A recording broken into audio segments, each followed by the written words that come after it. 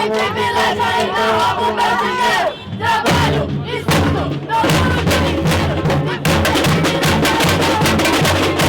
Trabalho, estudo, não duro de dinheiro. Trabalho, estudo. É bom que o povo brasileiro caia na realidade, onde a liberdade de imprensa não existe mais. Hoje perdi minha mãe, que faleceu. Amanhã será vocês também.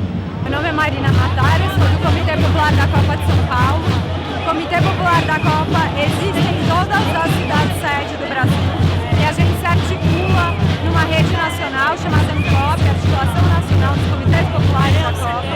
Cada comitê tem sua organização local, então aqui em São Paulo a gente se organiza de uma maneira ou em outros lugares diferentes, mas a gente tem linhas comuns e pautas comuns, indicações concretas, uma crítica, um discurso comum crítico em relação à Copa. Foi junto desses comitês populares que a gente declarou em dezembro do ano passado o Dia Internacional de Lutas contra a Copa, que é o 15 de abril, né? Então, a gente construiu esse ato conjuntamente, o Comitê Popular aqui em São Paulo. Ele é uma articulação de movimentos sociais populares, coletivos políticos, ativistas autônomos, horizontal. Então, desde dezembro, a gente está na construção desse dia, que já está maior sucesso. Atos descentralizados, hoje um ato cheio, espero que dê tudo certo. Primeiro que a questão não é vai ter Copa ou não vai ter Copa.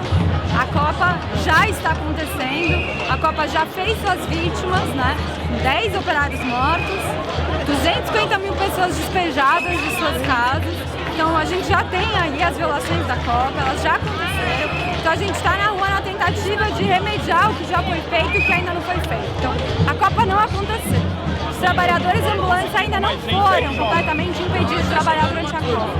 A população em situação de rua ainda existem alguns por aí e eles podem ser varridos. Então a gente está aqui para que essas coisas que ainda não aconteceram não aconteçam.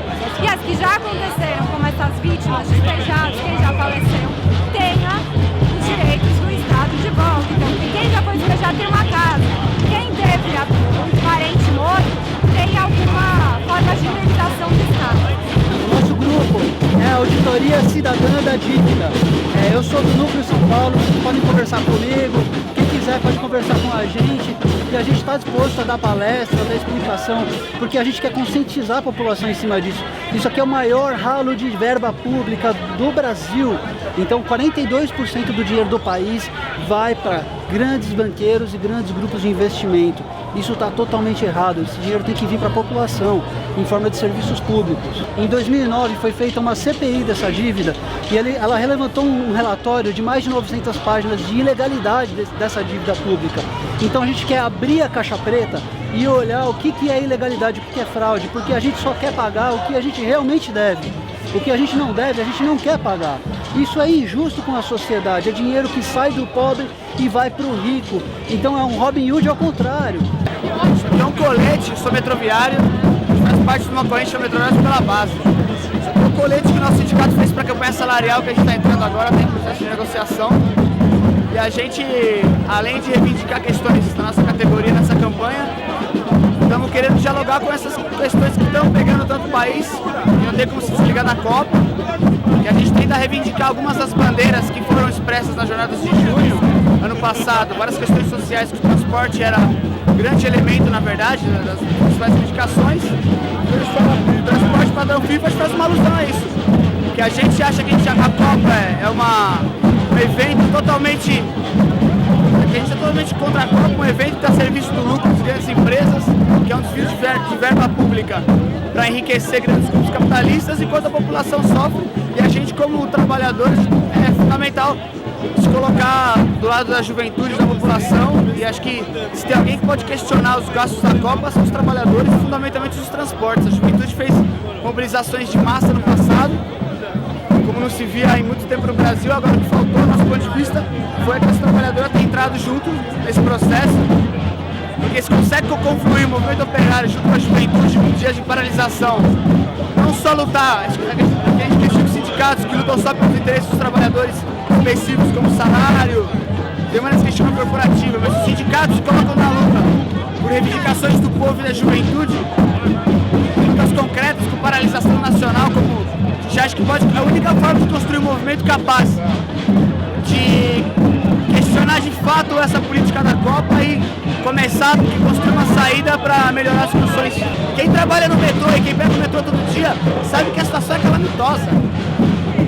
Diariamente eu trabalho na Estação Céu, atendo dezenas de pessoas que passam mal no metrô. Cada vez pior a quantidade de panes. Até nos jornais, mesmo o metrô camuflando, diminui os dados. A quantidade de pane vem aumentando exponencialmente no metrô e ruma para uma situação calamitosa. Ou seja, se não tiver uma mudança drástica no padrão de desenvolvimento do transporte público, a saída daqui para frente é, cada vez mais caos. Inclusive, só que o Estado pode usar isso, como ele sempre fez historicamente, os governos aí, não só do PSDB, também do PT, quer se aproveitar da baixa qualidade do serviço público para privatizar. Aconteceu já com a linha 4 amarela, algumas outras linhas sendo discutidas. Isso é um risco que tem que estar colocado no transporte público. Ou seja, achar que a saída seria privatizar e não o que a gente considera que é estatizar todo o transporte agora, colocar isso na mão dos trabalhadores. Porque a partir do momento que a gente controla os fluxos do metrô, a gente, junto com coletivos populares, organizações de bairro, a gente pode decidir onde vai o dinheiro, porque o dinheiro é roubado não só esses grandes serviços de corrupção, trens, etc., mas as menores coisas, maçaneta, cartaz, reforma do telhado, tudo. E assim, a terceirização que come solta no metrô, por exemplo, no caso mais gritante é a limpeza, que o metrô de São Paulo é considerado os mais limpos do mundo. Para quem mantém isso são os trabalhadores terceirizados que vivem numa condição de trabalho sem escravo, totalmente sem nenhum direito trabalhista. Uma trabalhadora que, se faltar com o atestado médico, tem mais de R$200 de desconto no salário. E não é porque não tem dinheiro, porque esse dinheiro tem e é dado para as empresas terceirizadas. Inclusive tem associação com a direção do metrô, ou seja, uma roubalheira de todos os lados. Eu acho que são duas coisas. Primeiro é que todo mundo tem que lutar pelo seu direito. A gente só vai mudar uma coisa quando a gente está na rua. Junho, ano passado, mostrou isso. A gente vai na rua, aumento da passagem, mas isso não é suficiente. A gente tem que unir as nossas lutas, para ser mais forte. Tem muita luta hoje, cada um no seu canto. Vamos unificar as lutas. A gente, por exemplo, acho que a gente tem que começar a discutir a possibilidade de uma greve geral, que todos os trabalhadores, todos os movimentos se unem para unir as forças, porque aí a gente consegue ser mais forte do que o chamado mercado, os bancos, os poderosos capitalistas, se a gente se une. Quando a gente está cada um no seu canto, não é suficiente. O nosso lema é que em primeira mão tem que vir a saúde, educação, moradia e transporte, E que é por isso que a gente está aqui, porque a gente sabe que existe dinheiro, a Copa mostra isso, que existe bilhões para esses projetos, então não tem desculpa para a população trabalhadora não ter seus direitos, A gente está aqui para reivindicar os nossos direitos. Vai ser difícil impedir uma Copa, o dinheiro, boa parte do dinheiro já foi gasto, mas a gente quer que a abertura das contas, a gente quer saber para onde é que foi esse dinheiro.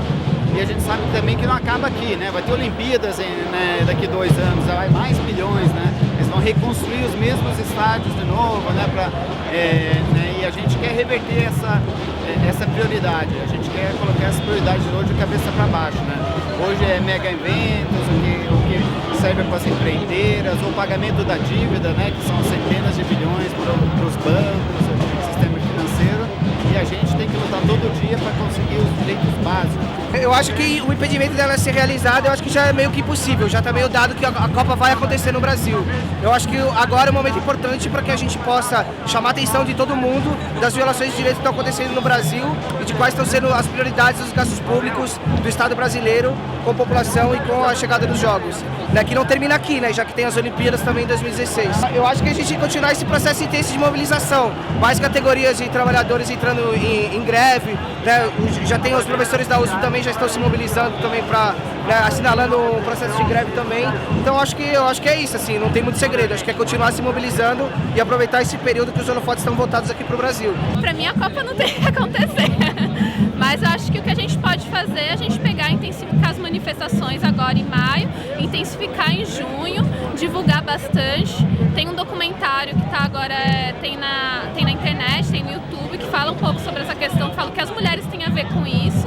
Temos alguns colegas professores que estão passando nas escolas também para colocar não só a questão da prostituição, mas a questão das mulheres que estão sendo desalojadas por conta desses estádios, tem que pegar e tem que dar conta de toda uma estrutura para a família, que elas também são afetadas diretamente por essa questão da Copa. Eu acho que é isso, a gente tem que pegar e tem que estar na rua agora em maio, tem que estar na rua em junho, e a gente não pode deixar essa pauta morrer, porque a gente ainda tem 2016, isso daí vai continuar até 2016, que é as Olimpíadas.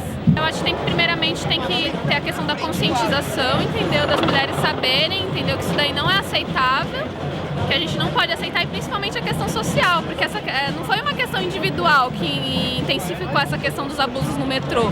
Houve pessoas marcando eventos para dar rolezinho no metrô para encoxar as mulheres, isso não é qualquer coisa. Então não é uma ação individual, isso só comprova mais ainda que a questão é social e que não vai ser individualmente que a gente vai resolver isso. E eu acho que pegar e levar essa pauta no metrô, as meninas da Conlutas, outros coletivos, acho que a Nova Democracia também pegou e parou o metrô, fazendo uma espécie de manifestação dentro do metrô, entregando panfleto para as mulheres, colocando essa pauta. E eu acho que até muitos homens pararam e falaram, realmente não tem como aceitar isso daí, enfim. Eu mesma no metrô várias vezes, passando por essa situação, tinha homens que iam e falavam, moça, quer sentar aqui? Então isso daí só comprova como a questão é social e como tem uma ideologia aí que está por trás disso, que é a questão mesmo de que a mulher é mercadoria, a propaganda, enfim.